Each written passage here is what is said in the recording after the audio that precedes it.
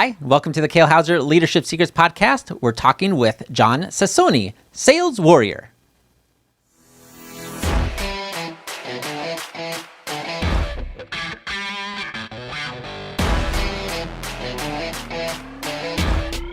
Hello, everybody, and welcome back to the Kale Houser Leadership Secrets podcast. Thank you so much for joining me today. I'm Kale Houser, your host, and it is my pleasure to bring to you Jon Sansone, who is the creator of Sales Warrior.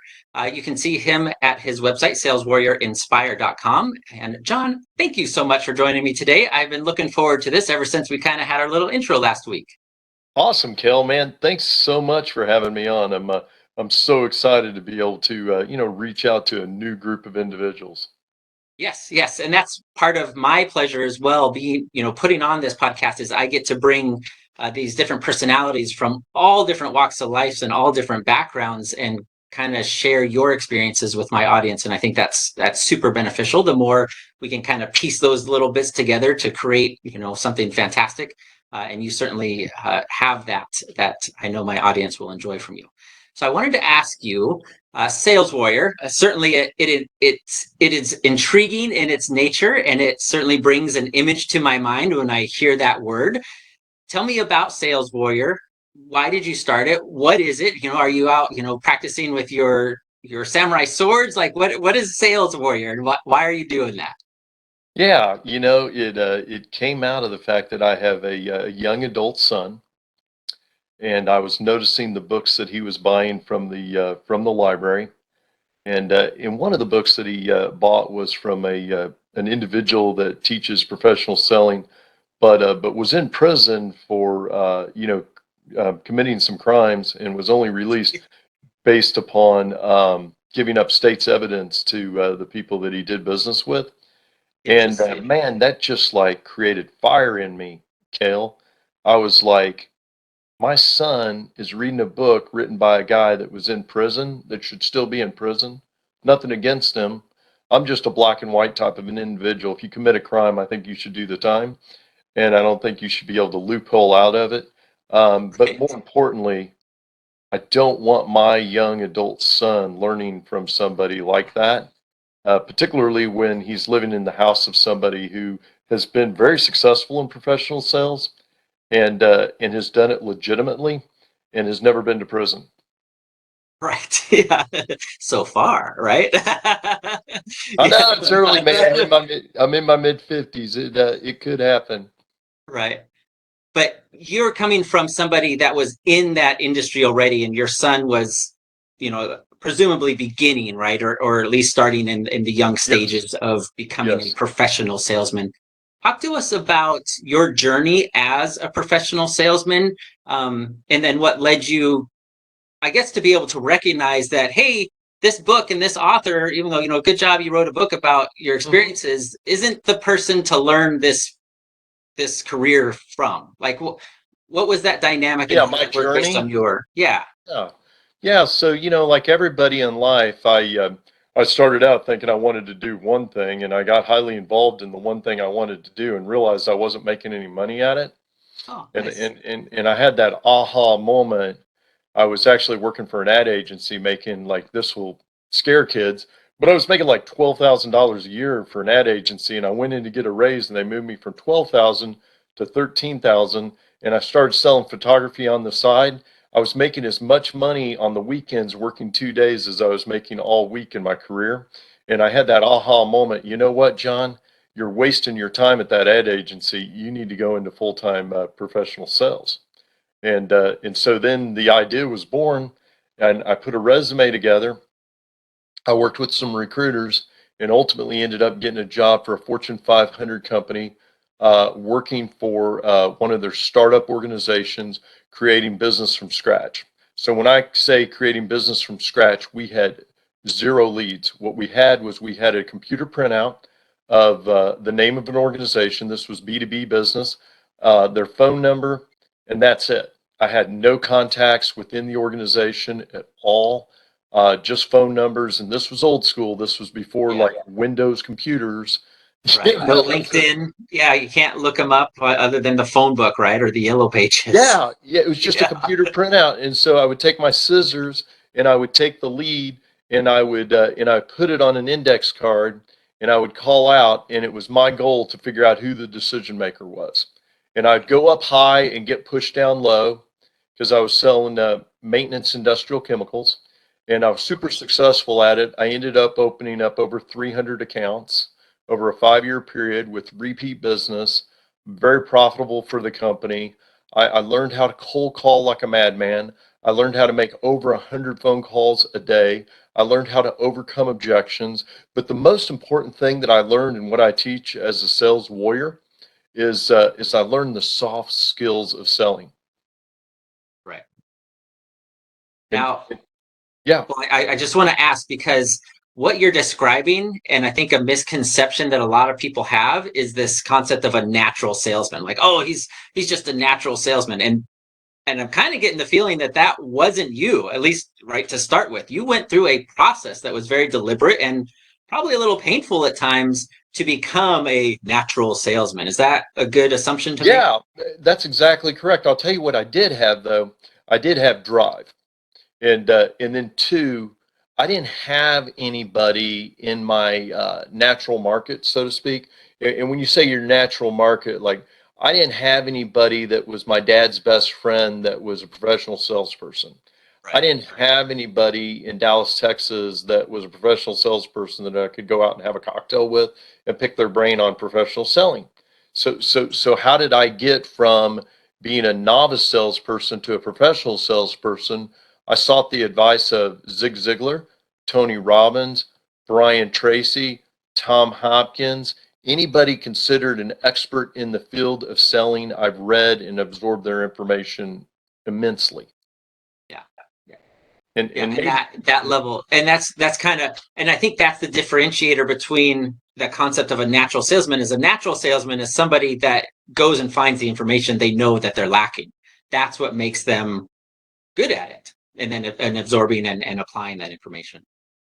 yeah, and then years and years of tried and true doing it, realizing that I could, and then later in my career, Kale, I realized that I could learn things outside of the sphere of people who are considered to be sales gurus, and I could use that in my business and in my life to further myself along. And what I mean by that is I've read probably 150 biographies of famous people and just absorbed it. And so by doing that, I think I shortened the cycle of success. Like I made things happen faster for me than maybe would have happened had I not gained this extra knowledge and spent so much of my off time being at the Sales Warrior University, so to speak, that I Right. created. Yeah. Cool. Cool. I do want to do just a small side trail because you talked about all these biographies, and just as an interesting tidbit, what has been one of your most impactful, like maybe one, two, or three of the biographies that you read, just most impactful to your life in general? Yeah, I'm going to say like the aha moments that I had. Okay. And one of the aha moments that I had was when I was reading about the Beatles and how Brian Interesting. Epstein helped Beatles get going and what have you.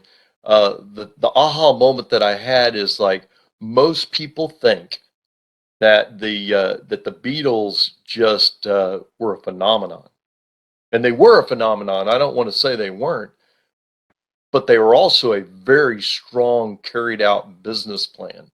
And what I mean by that is Brian Epstein was a pretty good businessman, owned a music store, furniture store with his parents, and he figured out how many records needed to be sold to get you into the top 10 listing, I guess in England or whatever. Right. And so when the Beatles put out Love Me Do, he took his own money and any money that the Beatles were making, and he bought all those records and he stored them in his parents' furniture store. Yeah. And then he went out and promoted the Beatles and got them from top 10 radio play to number one. And how did Yeah. he do it?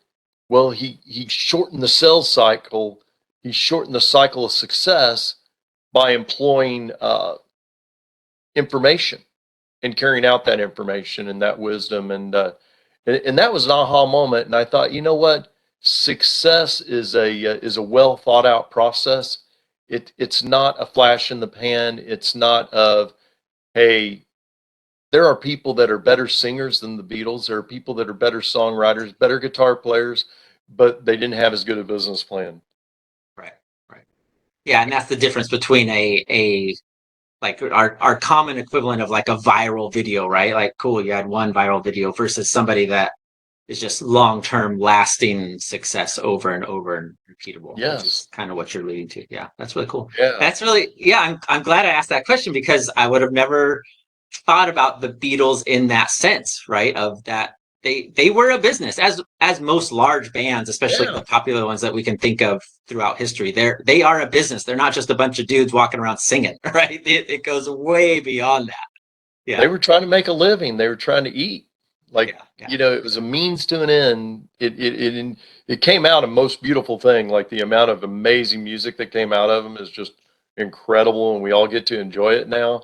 But the reason it's in existence is because they needed to eat. Yeah, there's their profession, yeah, and their career. Yeah, Yeah. that's really neat.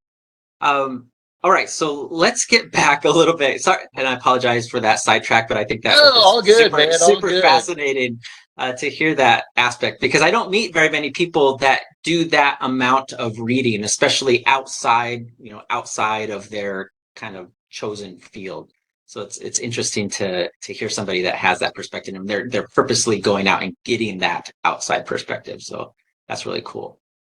Just also a side note, for me, it was the Endurance, the biography of Ernest Shackleton, and the Endurance, the Antarctic expedition, from a leadership standpoint, because that's kind of what I'm interested in Hmm. a lot is, reading about his life, even though it was, in 1800s and completely Hmm. something I can't relate to. I've never been on a ship like that or anything, or been to the Antarctic, and just some of those principles and the way that he went about, saving everybody's life and despite this tremendous adversity and all this stuff. So just fascinating for me to hear other people's perspective Absolutely. on that. Yeah, neat. All right, so sales warrior. So we heard a little bit of kind of the spark of what drew you to start something of this. Then what was the process after that? So you realized, man, I don't want my son, and then presumably other people to learn from this kind of example of what a professional salesperson should be. So now walk us through that process of developing sales warrior. Like, what did it look like moving And forward from there? and why warrior? Like what I wanted to do too. Like one of my goals that I wanted to leave to society, particularly people that make a living in sales, is I wanted to raise like how people view people that do professional sales, because there's negativity associated with it. Certainly. And so I spend quite a bit of time in the book itself explaining like how important it is to have salespeople. Um, but two, I wanted the mentality of somebody that was in the business of selling to be strong. And so I wanted to give them be a warrior. You know, what's a warrior? A warrior is somebody that, gets shot down in the middle of the field and wraps their leg that they might lose in a tourniquet and hobbles down the field back to the rest of the troops in order to, go back to the hospital to hopefully heal and be able to carry on their life. But that's a warrior. A warrior doesn't stop. A warrior keeps going. A warrior gets, beat down and gets right back up. Like I've always used analogies in my own business career to be able to keep going as you're getting knocked down. And I think back to like a running back in football, down, set, hut. They get the ball, they run, bam, they get smashed to the ground. Right. Or they get the ball, somebody starts the process of tackling them, and they keep driving their legs and they keep swinging this way and swinging that way and get just a little bit more yardage. And then they lunge with all their might with the football in their hand and they lunge out just to get that little bit extra yardage. And Yeah. that's how I always think of sales. In football, people don't realize this, but football is a game of war. It's us Yeah. against them. It's capture the flag. We got to drive the football all the way down and put our ball on and our man on the other side with the ball and show victory. And that's what sales is. Interesting. I had not heard of that analogy before for sales. But it's an interesting concept and interpretation of how to look at that because right. You can go into the training aspect of it, the never giving up. And even though you get that first, hit or objection, you just kind of keep working through the process until you get that success. That's really cool. Yeah. And most people in the business of teaching sales don't teach inspiration. They teach systems. Like, Yeah. okay, if somebody Tactics. says, I need to think about it, you need to say this, and this to them. But they don't teach them like what it takes to get up the courage to pick up the phone and call that person in the first place. Right. Right. Yeah. That's really interesting. Because you're right. I think most sales training that we think of right now is very tactical level, right? It's the if then, if A, then B. Well, if you see C, then go to D, right? This kind of just logical flow of Yeah. steps and questions and answers. Yeah. But that's not going to get you to go to play 2 and play 3 and play 4. And when you've been beat up all day, that's not going to get you to email that last proposal to that guy after 12 people told you no.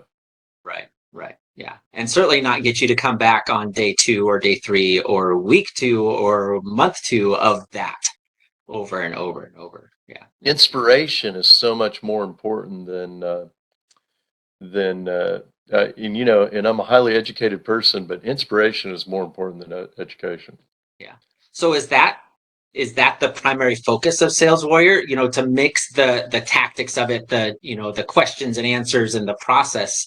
But is that a large part of what Sales Warrior is about? Is creating that I'm assuming you're kind of talking about culture and motivation and inspiration, certainly. Yeah, so it's very detailed, and I give specific instruction on how to do what to do. So, and I call it the soft skills of selling. All right. Like I'll give you an example, Kel. So like some people would get on an interview with you and find out nothing about you, and and to me that's like going into a prospect without knowing anything at all about your prospect, what's important to them. But that's not how I approached it. I immediately asked you, like, hey, what do you want to hear from me? What would you like your listeners to get out of a conversation with me? And then I went about researching you, finding that you live in Florida. You told me you used to live, I think, in Washington State, right? Yep. Yep. Yep. Born and And raised. then what really fascinated me about you, though, is that you were in the Air Force, and I'm understanding that you flew a specific kind of jet in the Air Force. Is that correct? I did. Yes. The mighty MQ-9 Reaper. It's the unmanned stuff. Yeah. Okay, okay. So is that like a drone? Yep. Okay, okay. So that really intrigues me about you, that you're military, because I'm involved big time in the Dallas Fort Worth area with the veterans, Cool. both the male veterans and the female veterans. I work for I do some volunteer work for an organization for the veterans here. I won't plug it yet, but but that intrigued me about you. And then to learn that you're a mechanical engineer, I understand you so much better now, knowing you're a mechanical engineer, because I've worked with mechanical engineers. I've had clients that were mechanical engineers. I understand that what a mechanical engineer does, and I can see why being a mechanical engineer and being a drone pilot would be very closely aligned, because you could understand, how Yeah. they actually put those things together and put them in the air, and what might, the problems be involved with them to get in the air and things like that. So I Right. could see how that, like, all that really threads the needle for you, and I understand you as a person. But I spend that kind of time and I teach people how to have the inspiration to care about their prospects. Like you got to know what jazzes your prospect if you're going to sell Right. them a bunch of stuff.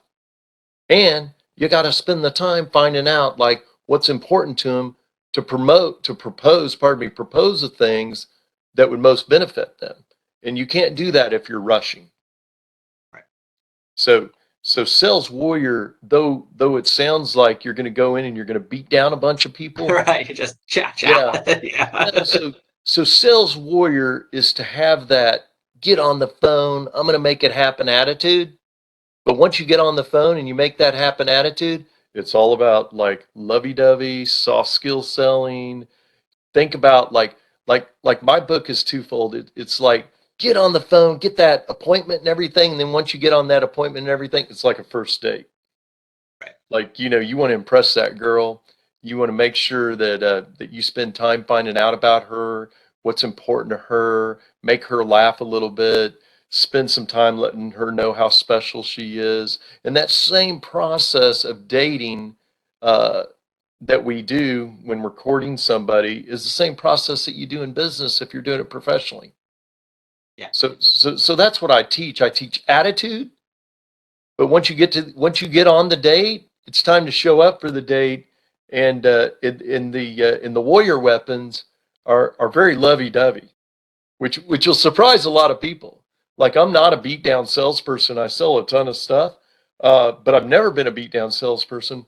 If anything, I use psychology and probability numbers to determine Right. what I'm going to do next, and how I run my business. And that's just from being educated. Right. Right. That's really fascinating. And I love that comparison with the first date, because you're exactly right. You do all these things of putting that other person first, even though you've got hopefully a mutual desire, but certainly on one end, it's my desire to keep dating this girl or see her again, tomorrow night or next week, whatever. But you have to do things purposely to make sure that is reciprocated to you. And it's the exact same with the customer salesman type relationship as well. Yeah. To your mutual And you benefit. do that, you're going to differentiate yourself. If people really get down there and they really become that professional, you're going to go far on your team. Like, your sales manager is going to see, like, hey, there's something different with that individual. You're Yeah. going to get better opportunities. Good things are going to happen for you if you, and it's Yeah. all about expectancy and manifestation, and it has to happen here before it happens in your pocketbook. Right. Yeah, certainly. Absolutely. Now let's switch gears just a little bit, because part of what we had discussed last week, Yeah, which was super fascinating, was we had started talking about teams. And yeah, certainly a lot of sales organizations have sales teams, like, anything beyond kind of the mom and pop level of salesmanship, or that organization, they have teams. Now, we got into this dynamic of what makes a good team, specifically with a sales team, and how to create that culture. What is your input on sales teams, and what makes effective teams versus maybe ineffective or just not as good of teams in your experience? well, sales managers should hear this. Make it a game, Okay. because people that are good in sales are competitive. And Right. if you make it a game, now it's become fun. And if you make it a game and you make it fun, now provide community. So how do you provide community?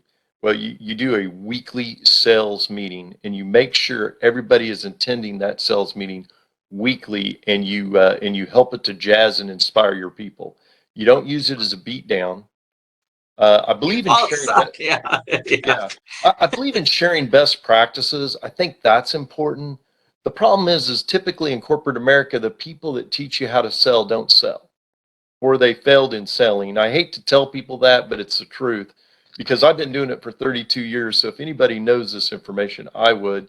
So you want to learn from somebody that's a professional salesperson.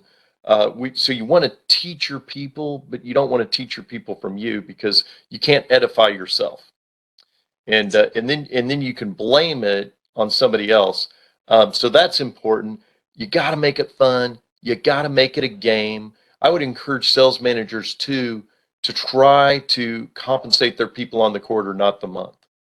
Because if you start compensating your people more on the quarter than the month, you'll sell more.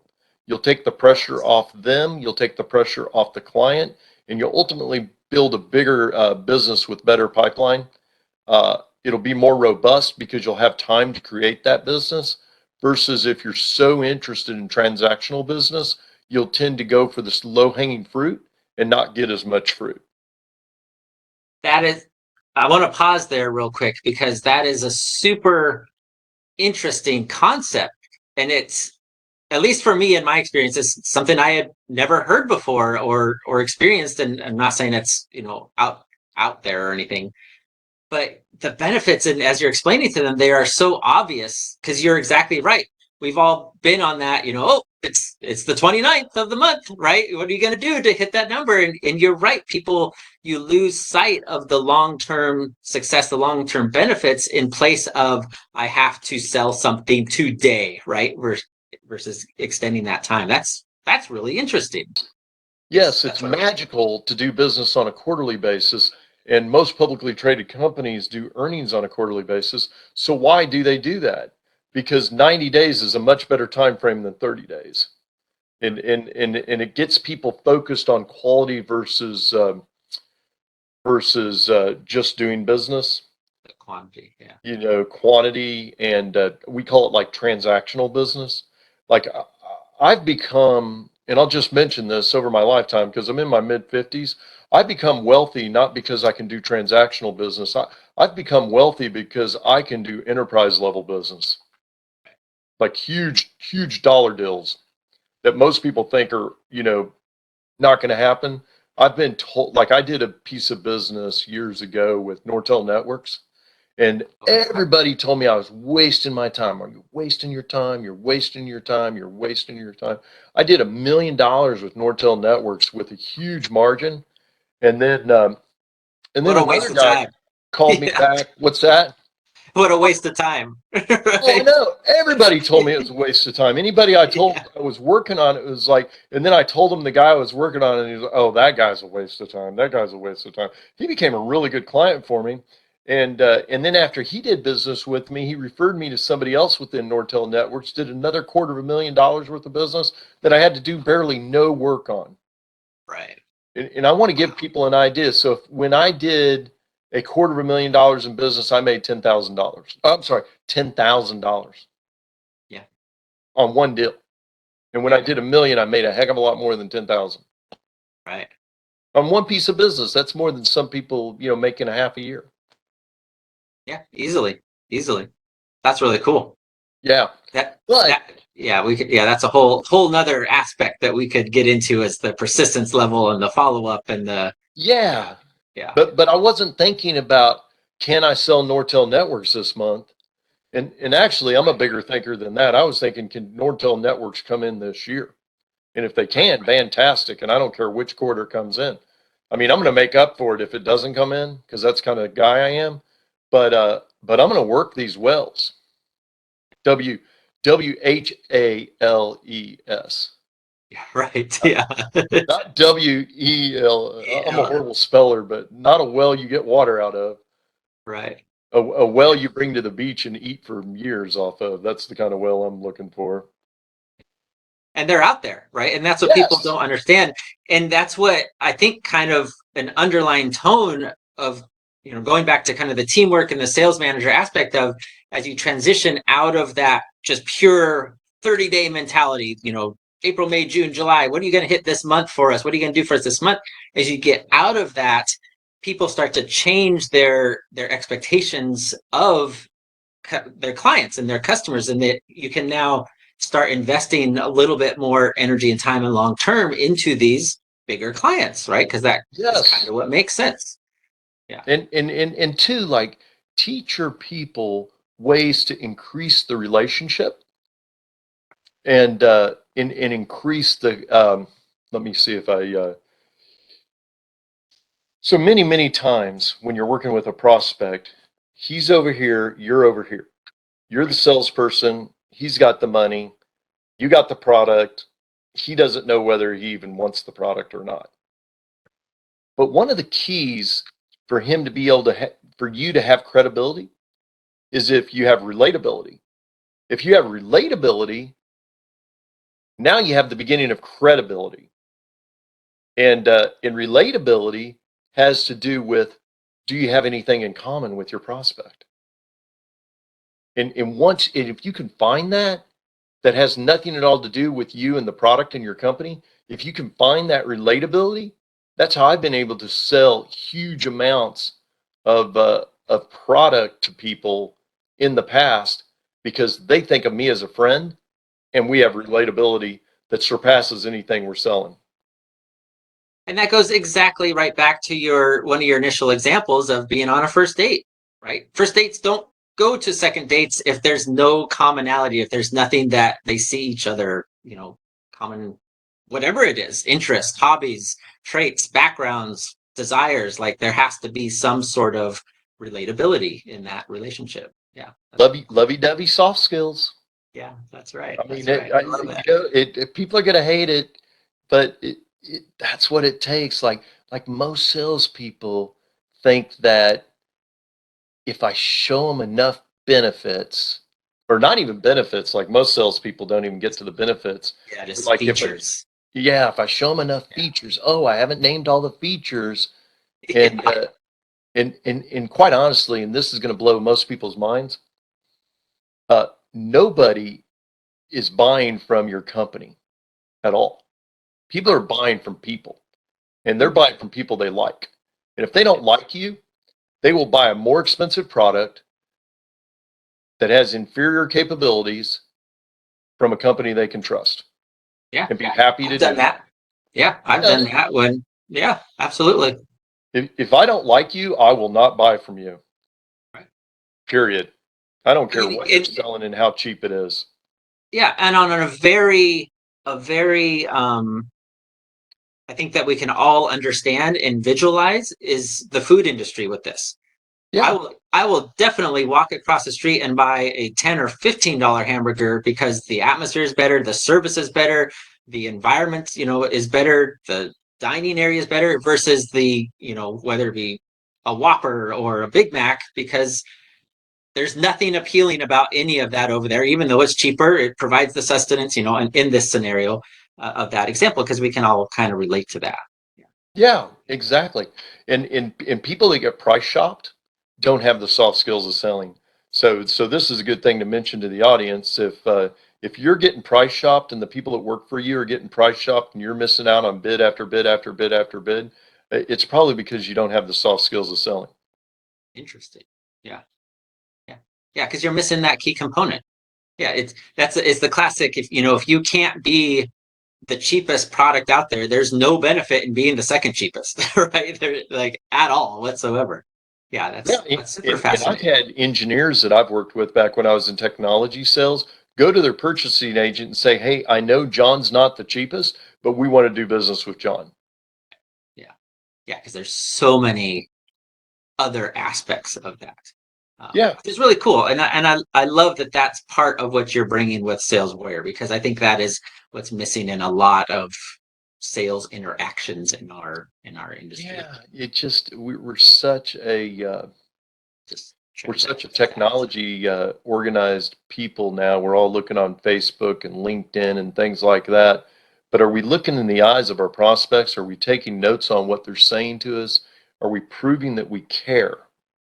Like like one of the best things I ever read was a book called Wow Your Customer.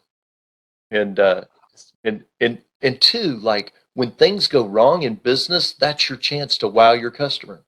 Like most people don't realize that when something goes wrong on delivery or something like that, they freak out. If you're a waiter and somebody's steak's going to be late, or we just found out that the rice peel off is gone, all we have is the baked Broccoli. mash. Yeah, or the Yeah. French, or worse yet, the French fries. You get one rice Yeah. peel off, and now you know you're going to have French fries as your carb. Oh, Yeah. yeah. So, but if you're a skilled waiter, you'll somehow just sweeten the pot for them somehow. Give them a free dessert or something. You'll bring something. You'll wow them, and then people like, hey, that guy takes care of me. There's going to be problems in life, but can you take care of your customers? Can you take care of your clients? That's how you wow them. So, like that book taught me, is when something goes wrong, that's an opportunity to wow them and win them for life. Yeah. Because very few people expect perfection all the time, right? Especially in a restaurant type of scenario. We all Yeah. understand it happens. But the difference of what, saying I'm guilty of it as well, what causes me, because I've gone back to restaurants where I've had bad meals before, Yeah. because the service and what they did to make up for it was phenomenal. And I knew if that ever happened again, I would be taken care of. Versus other restaurants, they're like, yeah, whatever, here's your bill. Yeah, like, okay. Yeah, really interesting. Yeah, Uh, delayed delivery can be a an opportunity to really gain a relationship. It's a negative thing that people aren't getting the item in a timely manner. But right. what I have found is if you explain to people why they're getting bad service, they'll be happy with bad service.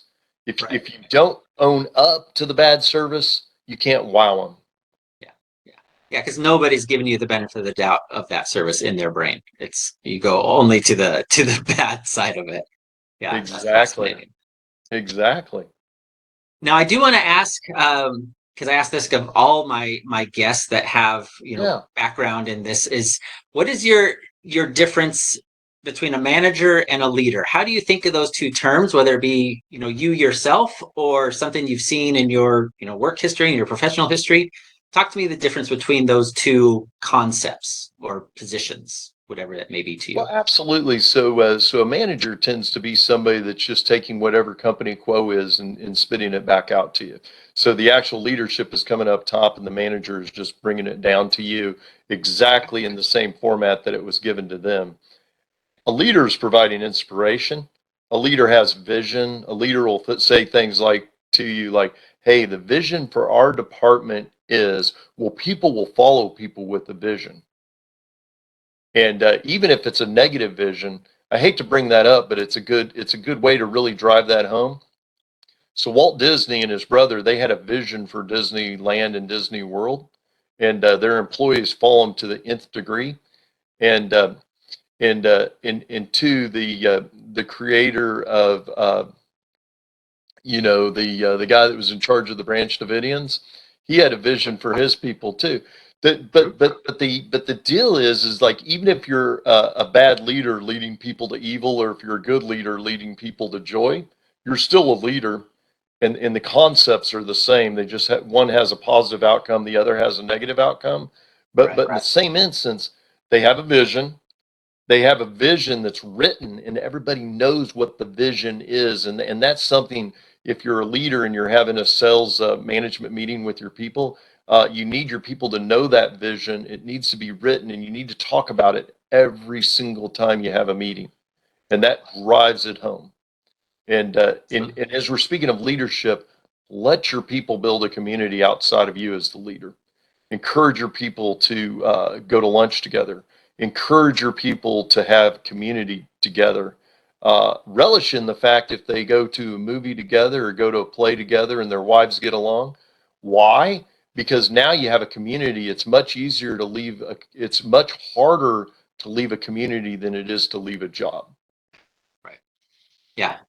Yeah, that's fascinating. That's a really good um, second order effect of, yeah, if our spouses are now friends, as you create those communities. Because you're right, that's what people, human beings, we're designed for community. That's what we're kind of here for. And as you can create that as a profession and that social aspect in those relationships, man, you've got the stirrings for something truly fantastic and long lasting. So that's pretty cool. I like that. Yeah. That's a really good distinction between the two. That's really cool. Absolutely. I mean, these are little things, but I worked for a guy that was a great leader.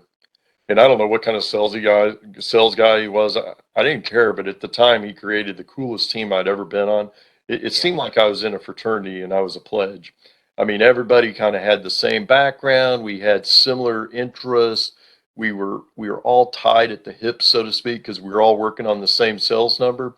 And every Friday he would go around the room as he was leaving the office, and he left the office early every Friday, and he would come up and he'd be like, "Hey, fist bump me. Hey, great job, Right. man. You really killed it this week. Fist bump me, fist bump me." And and I think that's an important thing to bring up too. Some of the best managers I've ever had, and I've worked for companies like Intel and McAfee, so large, well-known corporations. Yeah. Some of the best managers that I ever had, they weren't focused on the number. The number was where we were trying to get to. They were always focused on the activity. If we Right. had enough activity, we were going to get to the number, and we would work the activity to understand what the activity was to blow out the number, not just meet the number, but blow out the number. And I got a lot of respect for a leader that's focused on activity versus outcome, because we can celebrate the outcome, which brings up a good point. A leader will teach their people to celebrate the outcome, because in sales, you're always in the process of creating new business. And if you Right. never celebrate the outcome, you never get to the finish line. And if you never get to the finish line, theoretically, you're not happy, right? Like Right. you gotta have finish lines. And I know this sounds odd, but like when I was working for a firm at the end of every month, and we weren't paid quarterly, we were paid monthly. So this was a wish list of mine in my early 20s. I didn't have this at this point, but when I would always have a good month because I just worked my butt off. And in the last day of the month, I would always grab myself a soda, and I would just sit there, and I would just be in gratitude for all the business that I created. And I would just slowly drink that soda, and I wouldn't prospect, and I wouldn't call, and when I was in the technology business, my celebratory, and we did monthly again, we didn't do quarterly. So when I was in the software business, I would take the afternoon off the first day of the new month, and I'd Yeah. play golf. Like I'd work in the morning, send emails or whatever, but I'd play 18 holes of golf and have a nice lunch and really celebrate my month. That's And cool. and I still do stuff like that today. Like you got to celebrate life. You can't just always be. It's part of balance. You can't always be in war. You have to celebrate winning the war. Yeah. Yeah. And And yeah, absolutely.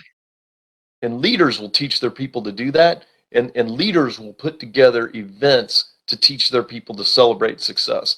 And once you get a taste of that celebration, it's hard not to be successful because you want to be back in that celebratory situation again. And uh, and, and it's so exciting to like blow your numbers out and sit around with all your friends and drink cognac and smoke on a really good cigar. Right, right. Yeah, yeah, providing those opportunities to do that. And then the intrinsic and external benefits of that are just they're unknown in how far and how wide that they would reach, with the relationships and the community and the culture that you're building with that. That's really And, cool. and we're and we're Because just talk and we're just talking about it right now. But like I'm feeling it because I can remember like sitting there with my cognac and my cigar. yeah, All my friends are around me. I don't even like smoking cigars, and I'm negative towards smoking. I'm sorry if that offends anybody. you're fine. But I participated in it because it was part of the community, and Yes. uh, and it was just like relishing in the success. Like I had a owner of a software company one time. I closed like a really big piece of business, and he was having a horrible month and a horrible quarter. And I closed a really big piece of business for like $100,000, which was like 30% profit.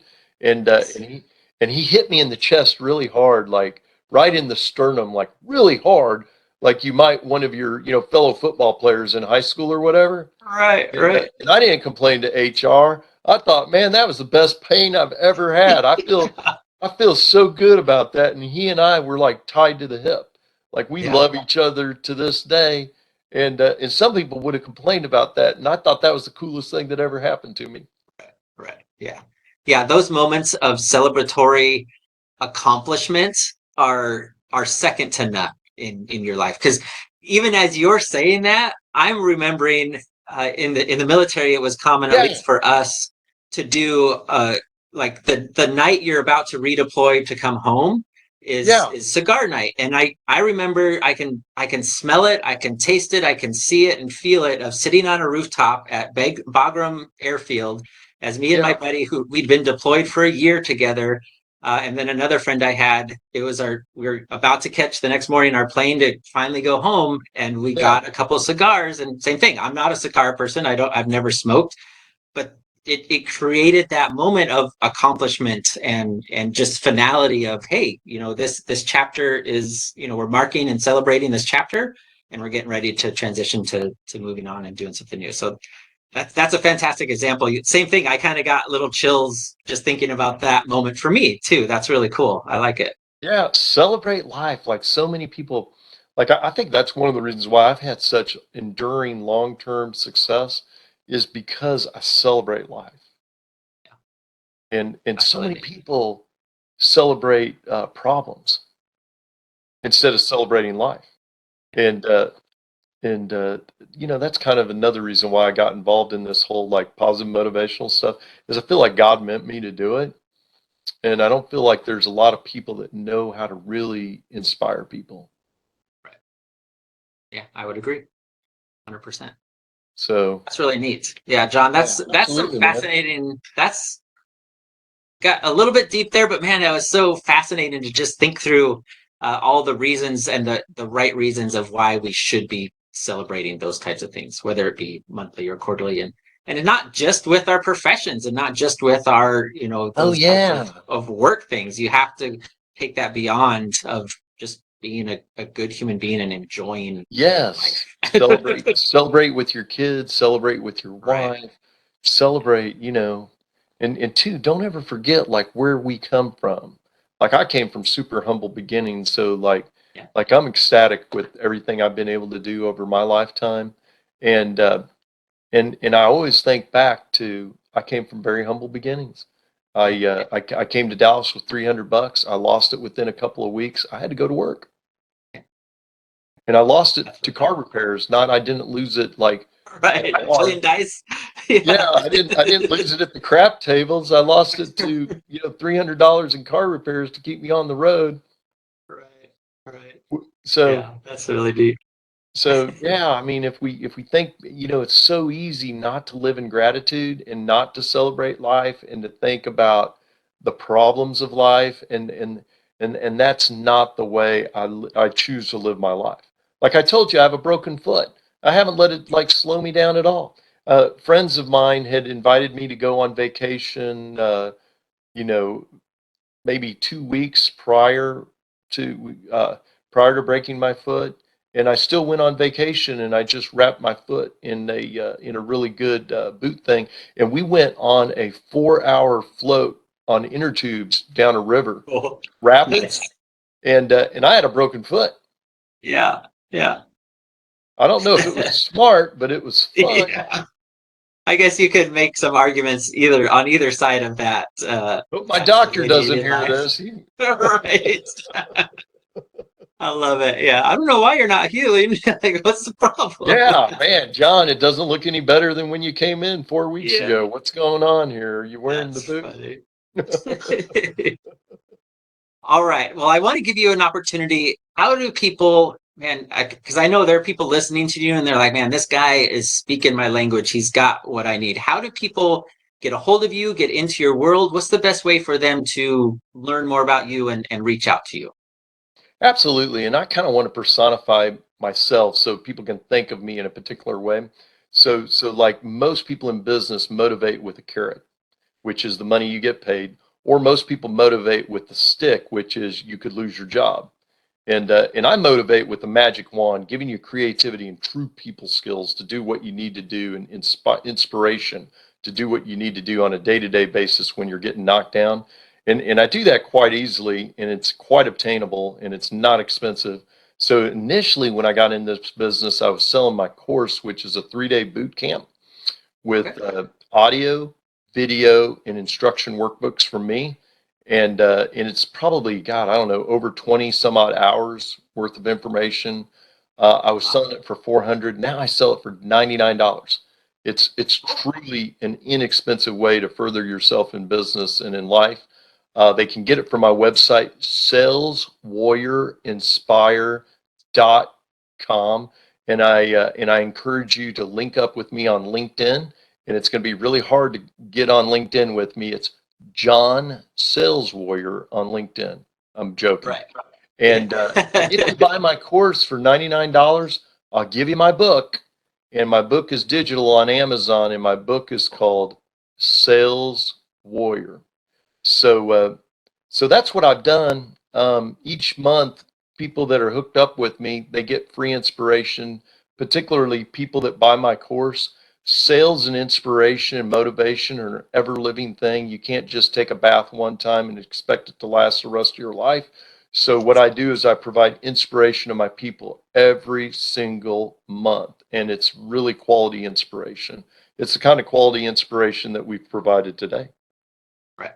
Yeah, that's really cool. Yeah, and I would absolutely encourage you, everyone who's listening or watching this on YouTube, there will be links to certainly John's LinkedIn and his websites and his book on Amazon, so you can check these out. And quite honestly, for less than $100, this course sounds pretty legit. Like would kind of be an idiot to not go and check this out and see how it can help you in your sales career. Or really, because it goes so much. I mean, sales is so applicable to just almost every aspect of life, right? So, and even if you're not a career salesperson, I would recommend highly going through Jon's course and getting plugged into his world. So that's really cool. Hey, Kel, I mean, it's soft people skills. I mean, Right. these kind of soft people skills can save your marriage.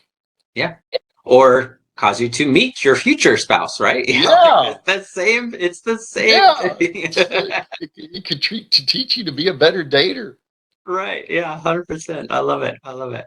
Well, cool, Jon. Thank you so much for joining me today, man. This has been Absolutely. my pleasure to kind of sit at your feet and listen and learn from your experiences and your pluses and minuses and everything that makes you as amazing and successful as you are right now. So thank you for spending your time with me today. I really appreciate it. Kel, my pleasure, man. I got the deepest respect for you being, a veteran of the Air Force of the United States of America. I have the deepest respect for you and two, your intelligence being a mechanical engineer. I know how difficult that was to become a mechanical engineer. That is not multiple choice and Right. Yeah, memorization. not so much. Yeah, I don't remember there being any multiple choice questions on any of my exams. I don't think there was. You couldn't just hit B and go on and be Right. successful in college. Yeah, yeah, that's exactly right. That's funny. Well, thank you for that. I do appreciate that. Absolutely, man. Yeah. Yeah. Absolutely. Deepest respect for you and in what you do. I hope your peeps that are listening will benefit from this. I'll leave people. This is my life motto, Yeah. and my life motto is twofold. First and foremost, it's life is short. And if you don't believe me that life is short, go to your local hospital, see somebody that's terminally ill, and try to tell them that life is going to last forever. And then, secondly, I would say life is for living. The moments, days, months that you have this year left, enjoy it all you can. I'm not telling you not to work hard. I would, on the contrary, tell you to work very hard, but also live in gratitude. Realize what God has given you, and and be celebratory toward your life and live it, man. Truly live it. Create little pockets of joy where you and your friends and your wife and their friends and you guys, you go out and you create amazing times together. And if you create amazing moments and times together, you have an amazing life. And it's just that simple. That that is a fantastic ending to this because I think that perfectly sums up you and your outlook on life. Well, I mean, it is your outlook on life, but to be able to impart that to the audience that's listening and watching this is fantastic. So thank you for that reminder. And Absolutely, Jill. That's phenomenal. I think it comes from the man upstairs. I'd like to tell you, like, all my inspiration comes from here, but I gotta believe it comes from there. And I feel like I am just a vehicle of some great ideas that have come from straight up. Yeah. Well, you've got some pretty good ones, so keep spreading them and keep helping other people do that as well. Absolutely, man. You got it. All right, everybody. Thank you for joining the Kale Houser Leadership Secrets podcast. It has been my pleasure to bring to you Jon Sansone, the Sales Warrior. Make sure you check him out on LinkedIn and check out his website at saleswarriorinspire.com. Jon, again, thank you so much for joining me. I hope you have a fantastic day. And no matter where you're at in the world, have a great afternoon. Bye.